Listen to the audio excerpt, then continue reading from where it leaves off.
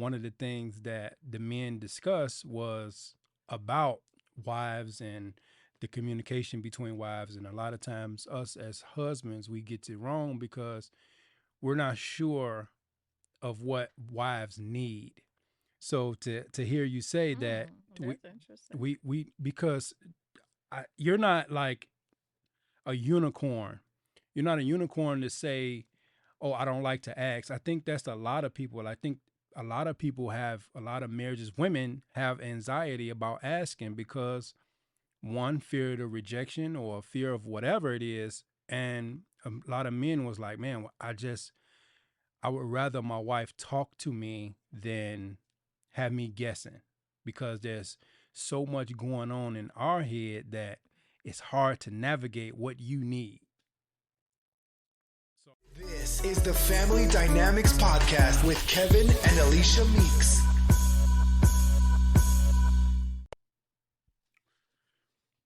welcome to the Family Dynamics. I am your host, Kevin Meeks, and I am sitting to my beautiful wife, Alicia Meeks.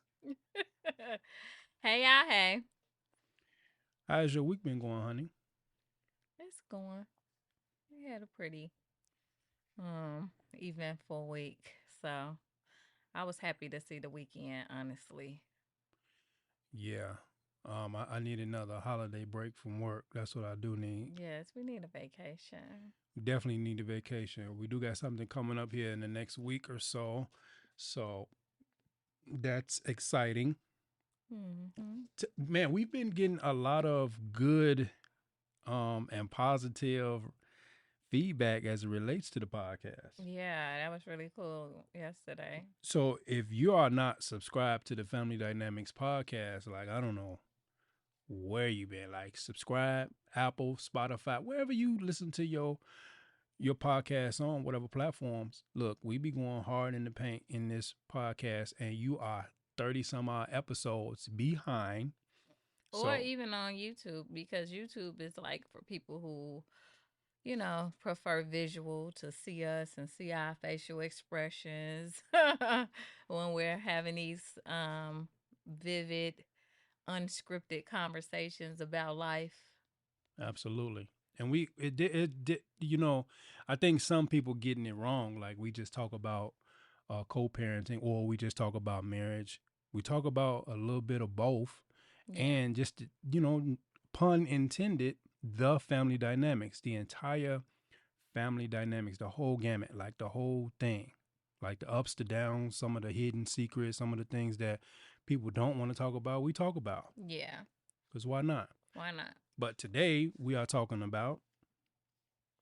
We are talking about little things that make a big difference in your marriage. I'm curious. What made you, because you picked this topic? What made you pick this topic? Because the truth is, like, it's little things that make a big difference in your marriage. I was talking to my daughter the other day, a couple days ago, and I was just telling her like Kevin is just really a good husband. And I just noticed a lot of growth in him, and I admire some of the things that he does for me and us as a family. And I was just telling her, and she was like, "But like what?" Because Amaya is me. She is my child, and she'll ask, the questions, and she like, "Well, like what, mom?" And I was like just everything. Like I just noticed, like he is on it, like about when it comes to me, like little things. Like I was in the kitchen talking on the phone and cooking, and I usually have my Bluetooth in, but for some reason, I don't know what was going on. Maybe I had just got off of work and I didn't have my Bluetooth. And I was holding the phone and trying to talk, or I put the phone right here, it be on my bra strap, and I be talking so it could be by my mouth and I can hear. And so he just a walk up with my Bluetooth like here. Like he notices things and he just handles it. Or like the other night, I don't know what was wrong with me, But I had this huge cup of cran grape juice and I spilled it in our bedroom. I always like to bring a cup with some iced something up to our room. And I don't know what happened, but I dropped it. And Kevin naked self went downstairs and got this drill because he got a brush on the end of the drill and he came back with it like to help me clean up and I didn't have to ask him. And I like that because I don't like to ask. I don't know why. But I don't like to ask stuff. Like I don't like to ask for help. I don't like to ask for nothing. Like I don't like to ask for stuff. Not that I want him to read my mind, But is it a pride thing that you don't want to ask? no, it's not a pride thing. It's just that I don't want to. Like I want like you, the husband I like that. Like I want somebody to see a need and feel a need. And I mean, if I really, really, really, really, really need something, then I will ask. But I don't like to ask because some stuff just be obvious, and so why not just do it? And so that's just how I feel. But I mean, let's unpack that. Like, I think that sometimes, like, spouse can get it wrong. Like, of course, I seen that you spilled something or whatever. Like, okay, she needs help. But what about other times that I'm really in my own head and I'm really not paying attention, but you really need my help? Then I guess I will ask for it if I see that you're not forthcoming or just automatically like in that moment when I spilled the cran grape juice, I can handle it. So I didn't need help, but I appreciated your help. Yeah. Um, we was talking on well, I was talking on a podcast this weekend, Friday actually, and one of the things that the men discussed was about wives and the communication between wives, and a lot of times us as husbands we get it wrong because we're not sure of what wives need. So to hear you say that we That's interesting. we because you're not like a unicorn. You're not a unicorn to say, "Oh, I don't like to ask." I think that's a lot of people. I think a lot of people have a lot of marriages. Women have anxiety about asking because one, fear of the rejection or fear of whatever it is, and a lot of men was like, "Man, I would rather my wife talk to me than have me guessing because there's so much going on in our head that it's hard to navigate what you need." So, yes, in that aspect, I can visually see that she needs help. When you say you didn't need help, but I thought you needed help because I know you wouldn't have wanted a stain on our carpet. Um, and then you said you don't like to ask, but it's good for husbands to get that, like, tell me what you need because we guessing. A lot of times husband, what do you want to eat? What do you want to eat? What do you like to eat? Why are you hungry? And a lot of times women don't give us enough to go on. Well, like yesterday, I was very happy that you just made a reservation and we went to get something to eat. Like I was like, oh, that's cool. Like I'm happy that you just handled it. Like I like to see you take charge. I like Yeah. that.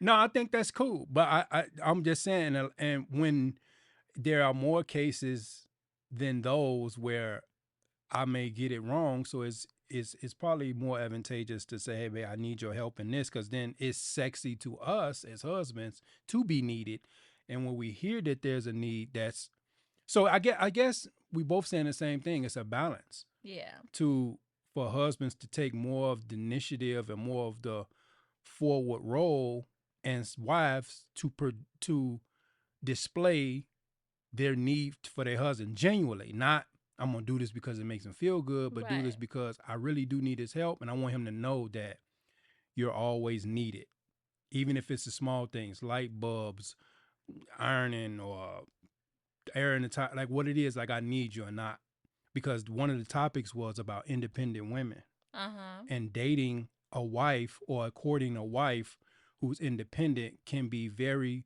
taxing mentally and emotionally because she brings a level of not needing a man. So what my response was, instead of us, I don't like an independent woman, the negative connotation of it, because when Mhm. you Google it, it's a negative connotation. Mhm. But what my response was, I said, an independent woman has a skill set that I think that she could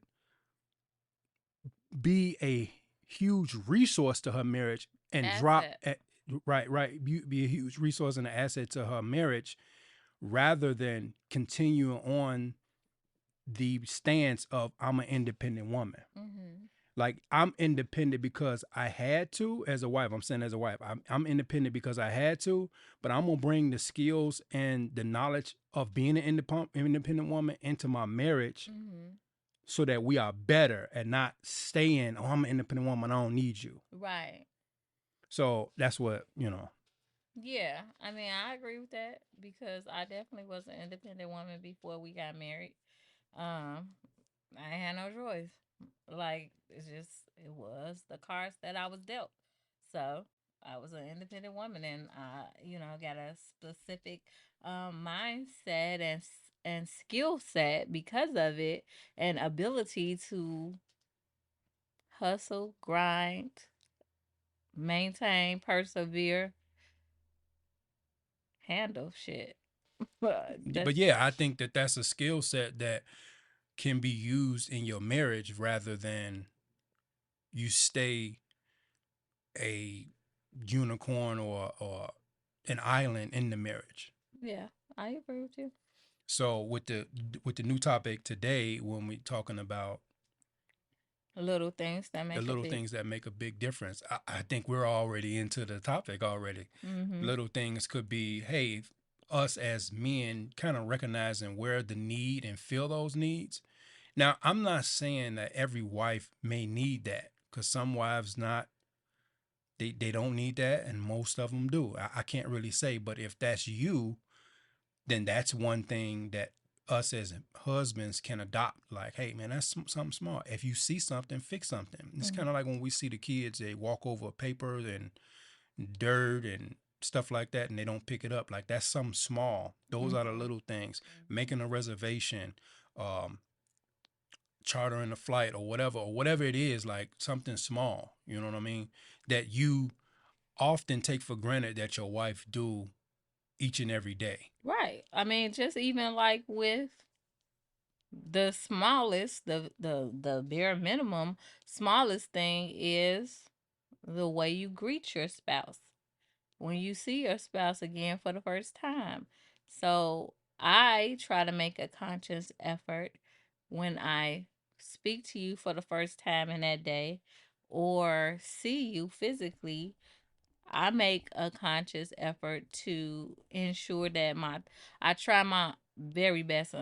Sometimes our son will have me upset in the morning, and that's different. But on a daily basis, so then on those days, I'm like, "Hey, babe," because and I'm on edge. But on a regular day, I try my very best to have a good tone of voice and pay attention to how I'm saying, "Hey, good morning."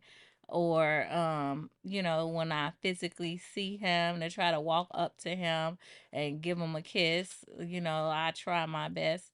I don't always meet the mark, but it is my goal to have a good demeanor, because who would want to come home to every time I see her walking the door, she rolling her eyes or, whatever. So I try my very best when it's my first start of the day, when I speak to my husband after my little morning routine. He's usually the very first person that I speak to in the morning, and I try my best to, because he be at work at that time, and I try my very best to, greet him with good morning. How's your day going? Hey. Yeah, no, I know. I think those things. Well, not think. I know those things really help because you never know how my day is going. Like sometimes I be I just be, and because of the way my schedule go, like I be super stressed out sometimes during the day. You know, when you have these jobs, it's not like, you know, they care about your personal life or your mental health. So to have a positive, upbeat voice in the day or when you come home, that kind of disarms you a little bit, and then you're able to tackle the issues of your household after that. And some of the little things that I do, and I've been really consistent in it, is if I'm on my way home, or you know, I like coffee, like frozen coffee. Is about the only thing I'm gonna drink. Is if I'm out, hey, send a text or a call. Hey, is it anything you need? I'm gonna stop by the grocery store, or do you need me to stop by the Walmart? Something that I can take off the plate that's in my scope or in my route. So I think that's one little thing that I have noticed that I do, but it's kind of unconscious too. Mm-hmm. So um yeah. I think another thing that's small but big is listening. Listening makes a big difference. Like, if someone is talking to you, like for you to listen, actually listen to what they have to say, because in that, if you're not listening, then that would make somebody feel bad. That'll make them feel away. And so that's a small thing, but a big thing, because I don't know what show I was watching, but it seemed like the husband was very dismissive towards the wife, and like, I could just see on her demeanor, like, dang, like, he not even listening, whatever, and who wants to feel like that? So that's just something small but big, you know what I'm saying, to feel heard.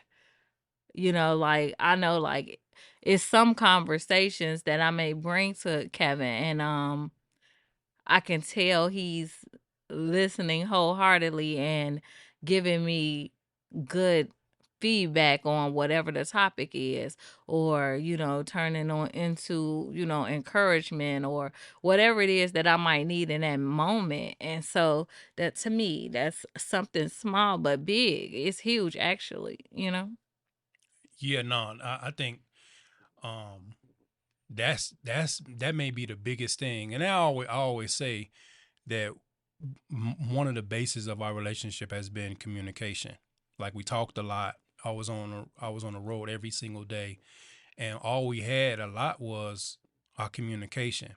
So when we communicating, like it's important for me to listen wholeheartedly. I may have a feeling, I may have a bias about the topic, or I may whatever. So, but in them moments, I think that I kind of lately, and I can't say I've been the best at it, but lately I've been more disconnected from the emotion of how I feel about it, and more so what you feel about it. Like, Mhm. like disconnecting from how I feel about the actual topic. Now, because we are in relationship, yeah, there are some emotions that come back after I have presented the solution. Mhm. But initially, all I want to do is see what you think and get into your head of why you feeling like that and why you came to that. Um, and what I think more than I'm learning too is like some things you're not even asking for a solution for.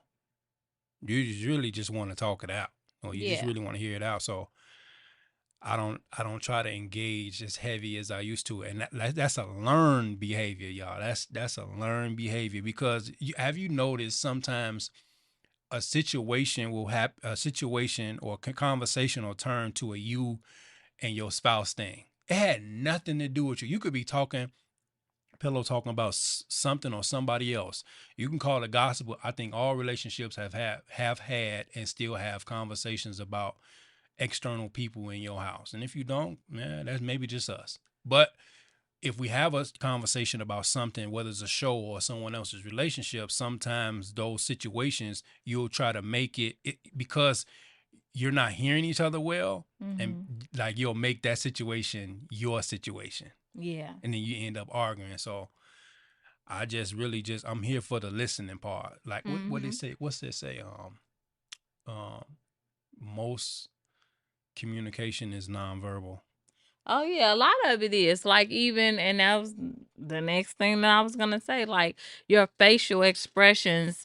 You know, I'm bad with it.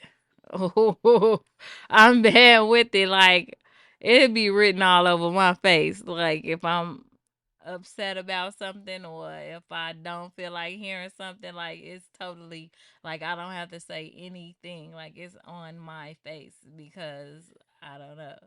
So that's something that I actively try to work on as far as like if I want to make sure, like I noticed also too, like in some conversations when Kevin's talking, he smiles a lot when he's talking, like no, because like, and that makes whatever he's saying, the delivery of it, you know, easier to receive, you know.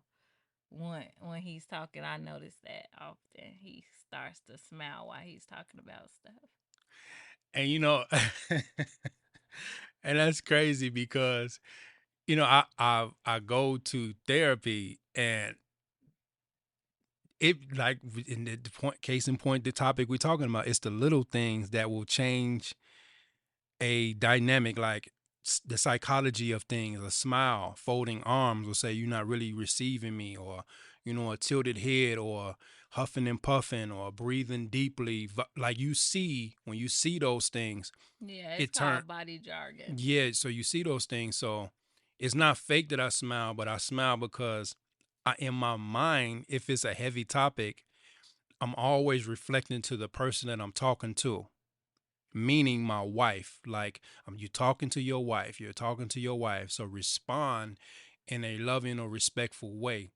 We do have to recognize in our marriages that this he or she is getting a little testy in this. So let me adjust my tone or my facials or whatever, because we can't expect all all topics to be a flowery conversation, like you Yeah. know so I have to sometimes I have to redirect and say, babe, are you okay with this conversation? Do we need to take a breather, because it appears that you're getting upset, and that's not my intent. Like, I'm just talking to you.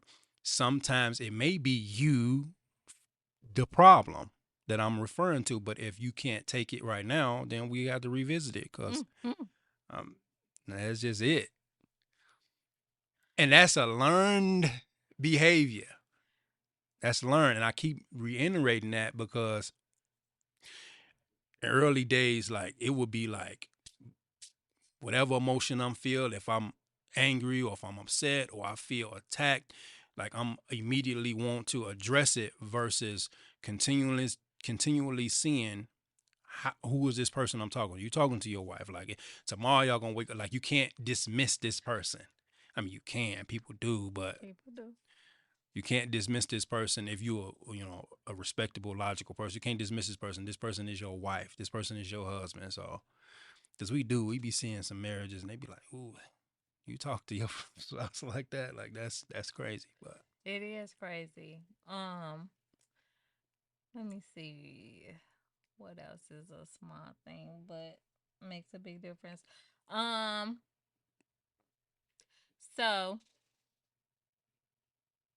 I don't know who I was talking to, but basically, some type of way, I was giving out some TMI, but too much information. But basically, like Kevin and I normally, if nothing's like going on with our health or anything like that, like most days we shower together. Like it's not a big thing. Like some people be like, "Ooh, I'm gonna take a shower with my husband." Well, I take a shower with my husband every day. Like it just happens. It's just it's always been. So, it just is. And so that's a small thing, that's a big thing. Because in those moments you can have conversations. You can do other things too. But you can have conversations, it starts your morning off good, just whatever. Like Kevin will be coming home from work and I'll be going to work, but we both needed a shower. You know what I'm saying? So it happens, and that's that. So, that's a small thing that can be a big thing, as well as kissing your spouse on the lips. Like some people don't kiss often. I don't know why, but I don't know. Kevin has a friend, I don't know. But I remember this was a long time ago back in the day. Kevin was talking to the person or whatever, and he was, kind of like taken aback, like, y'all don't touch each other, like y'all don't be touching on each other, like it's any given moment I'm like rubbing on Kevin's arm or holding his hand, because my hands get cold fast, and so he'll be holding my hand, with his hand to kind of warm me up. It's just physical touch. Like I don't know, it's any given moment. Like I just come lean back, Kevin, and then he'll just put his arm around me or just whatever. He always touching my butt. He be on edge. But but it's just like, physical touch, just a small thing that means a lot. Like it can make a big difference in how you feeling about your spouse. And I'll tell him any moment, like, come on, you wanna go lay up? I like, come on, you wanna lay up with me? And then, that just means we're gonna go get in the bed. Like, so, try to wind down, your day. So, Yeah. I got a couple partners that they don't sleep in the same room with their spouse, and that's foreign to me. I mean, it works for them, and I've actually had conversations with them and asked them, like, "Hey, man, how does that work?" Because I mean, I didn't get married to sleep in separate rooms. Now, if you have, the only way I can see it is if there is a issue health wise, like, some people have to have the machines to go to sleep, and that can be very disturbing. disturbing to the other Yeah, spouse. I actually had this in one of my posts. I don't know if it was in one of my groups or what, but it was about sleeping separately from your spouse. And somebody that I never even expected came on and was like, yeah, well, me and my husband, we sleep separately most days because he snores just too much and I can't sleep. It like, it breaks up my sleep. Like he snores just terribly. So now, in an effort so we can both get rest, we sleep separately on most days. And I'm just like, whoa. Like, like, I don't know. I don't know. Because did the person just start snoring like that? Because maybe in the courting stage, I don't know if that would have kept me from marrying that person. Not that you should not marry the person because they snore. I'm not saying that. But I don't know. It just would have been hard for me. Like, it's just hard for me. Like, right now, I can't barely sleep. Like, usually, I know that it's like a baby. Like, usually, I notice when Kevin out of the bed and I know he has to go to work. But, like, an hour or two after he gets out of the bed, I wake up and I can't go back to sleep for hours. And that really messes up my sleep. So I hope his schedule changes or something happens so that's not the case, because I really can't sleep really good without him. I don't know. Yeah, and you know what? I've seen where people say that they, um, if they beefing, they rather sleep in separate rooms, or if things aren't going well in the marriage, that okay, well we don't have to sleep in separate rooms, but you're gonna be in this house. And when I always question that, why don't you just fix the issue rather than sleeping in separate rooms? Now, I understand if things get heated, because even in therapy, they'll say, hey, if you having an issue, like go take you a breather and talk it out later, like get back to it later. But to go years where you sleep in separate rooms, like to me, and that's just us. Like I just think it breaks the connection. Like now you're creating that division. Yeah, it is definitely, to me, a division. Just to me. I mean, whatever works for everybody. Because I had COVID and she was going crazy because I had to sleep in another room. It was like for 10 days or something like that. And she was going crazy. And I was just down the hall. I know. Yeah, she was going crazy because I had COVID and I had to sleep in another room because I didn't want, even though she's, you know, I didn't want her to. I'm vaccinated. Yeah, she was vaccinated. I But that don't even matter these days. no, so I still had to sleep in another room, and she was going crazy. That cracks you up. That cracked you Yeah, you wanted a conjugal visit. up. I don't know what. That's just crazy. I can't do it. It's just not for me. But whatever works, I can understand. I totally get it. Like if you're, I've seen, people that snore heavily, and I'm like, oh my gosh, and in a relationship that I previously had, the person was snoring, and I bought those airplane earplugs, but you really can't do that. Like, you have to be aware of your surroundings. Like, that's just nuts. And I just, yeah, no, it ain't for me. No, and it ain't for me either. Like, So good, I don't snore. Uh. another small thing I know that I've done. Now there are some people that mandate this, and that's they won't never go get gas. And I know I found myself going to the gas station if I'm in my wife's car or I know it's gonna be and I know she got to go to an event or she got to do something heavy where that's an extra time she don't need. I will go get some gas. But to say like, oh, I'm not touching the gas pump, I think that's a bit much because I mean, Yeah, it is some people. It was somebody I know who said, like, I'm not. I'm driving home on E. I just think that's just like, come on, girl, like deep. Like, girl, grow the hell up. Because it just ain't that serious. Like uh, it's sometimes like more than a month that I go without even sometimes I don't even look at my gas because I don't know. Kevin just always does make sure I have gas most times. But like this week, yeah, I needed some gas. And so I did drive home on E though. That's because I was just ready to come home. But the next morning I went and got me some gas because I needed gas.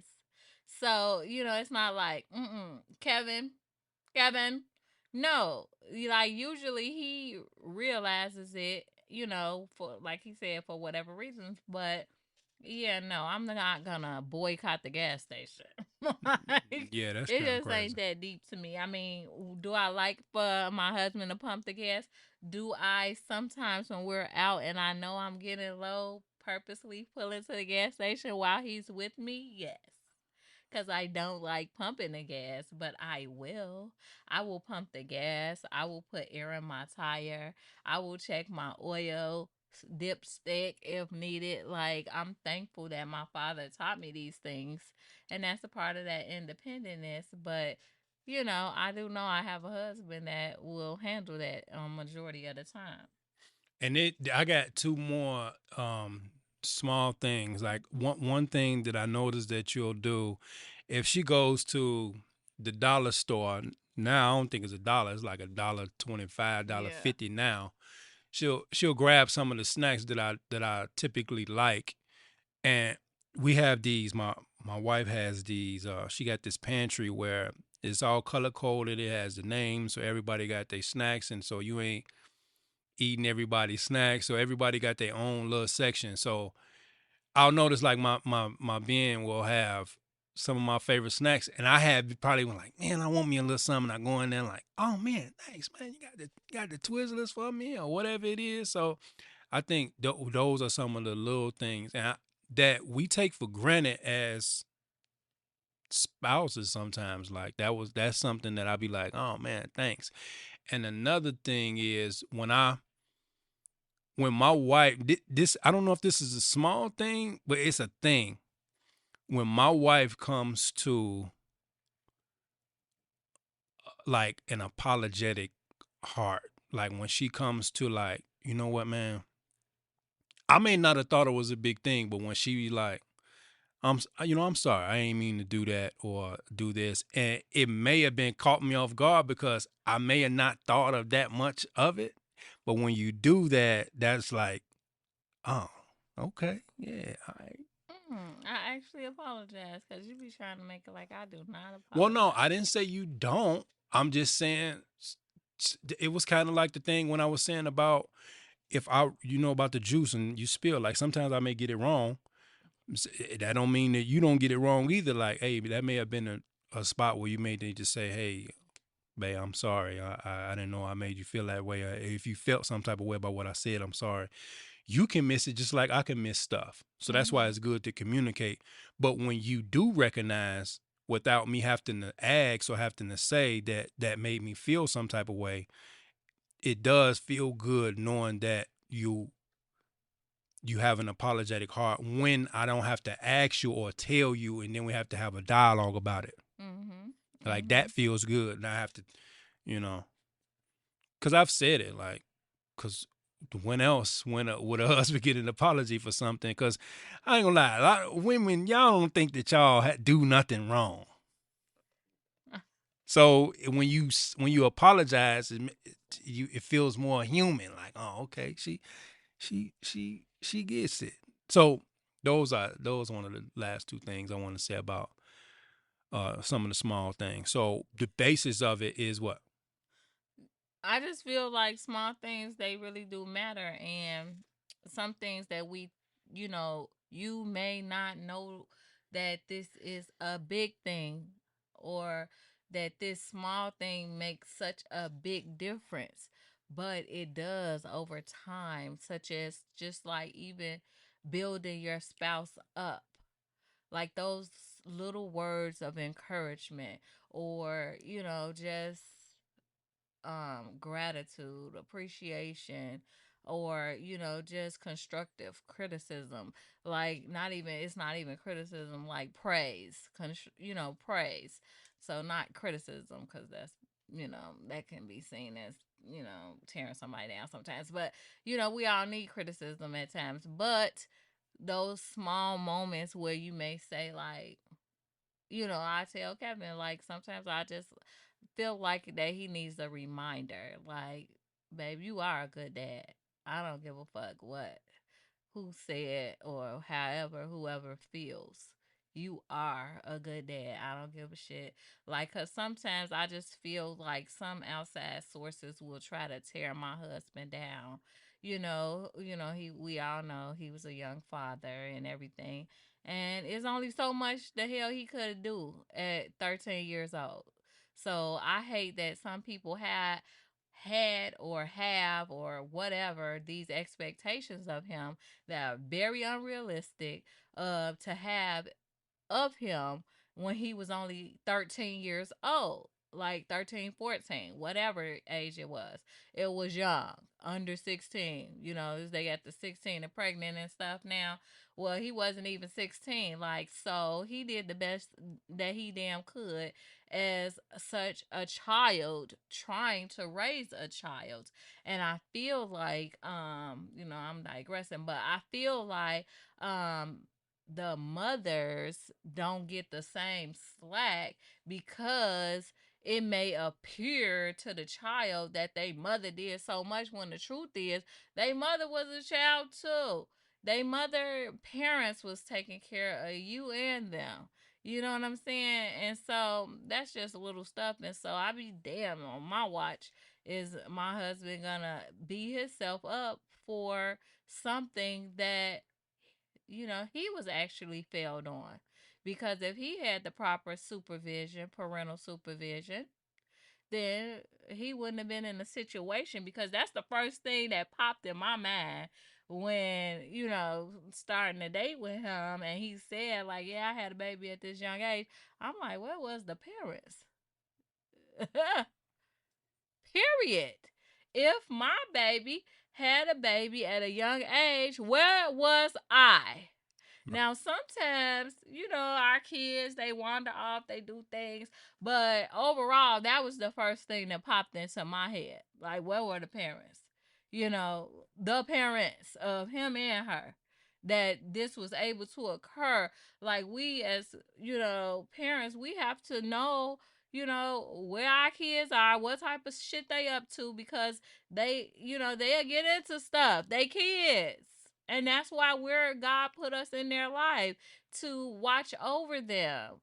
And so, so anyway, I like to build him up when I, feel like the world may be attacking him, or, it may appear to be getting to him. And that's why you have to know your spouse and you have to pay attention to them, because men don't always speak what's on their mind, because they may not want to look soft, or, may want to just look like they can handle it and tough it out. Well, I can feel sometimes when I can see like, oh, my baby's starting to feel like, and no.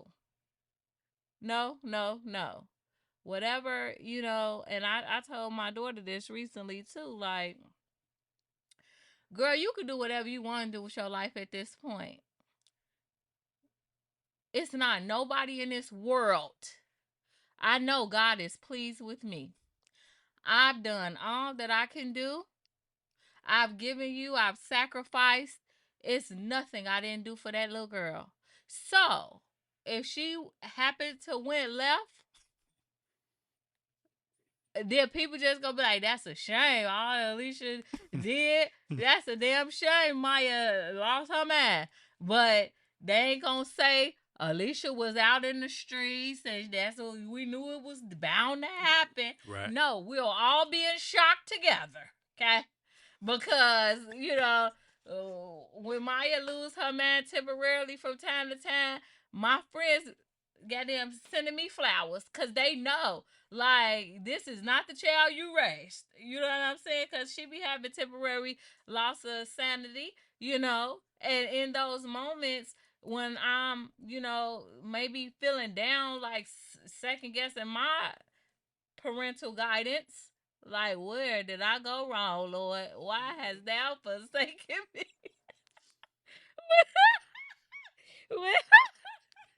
Kevin be listening back to these podcasts and he be cracking up. My wife. But I'm just saying, I gotta be giving me little snippy stuff to say. But anyway, that's it. Building up your spouse is a good little thing that makes a big difference. Definitely. Listen, put down in the comments what you guys think about this episode. And hey, if you haven't subscribed to the Family Dynamics podcast, I'm going to have to say, you're missing out. So subscribe on our YouTube page where you can visually see this, and on all your social platforms, and on all of your platforms that you listen to podcasts on. Please, this is a commercial. Please visit the Spoiled Wives Club YouTube and Instagram page. I have a journey that I have posted on my YouTube page. So if you want to be all up in my business, go on over there and watch my journey. Join me on my journey. I'm not even going to tell you what it's about. Go Google Spoiled Wives Club YouTube, and you'll see that I got about 3 videos in so far into my journey. So we thank y'all, and we'll see y'all in a minute. Bye. Thank you for listening to another episode of the Family Dynamics Podcast with Kevin and Alicia Meeks. Thank you, guys. Please like, subscribe, and comment. And don't forget to follow us on social media at The Family Dynamics. We'll see y'all in a minute. Bye.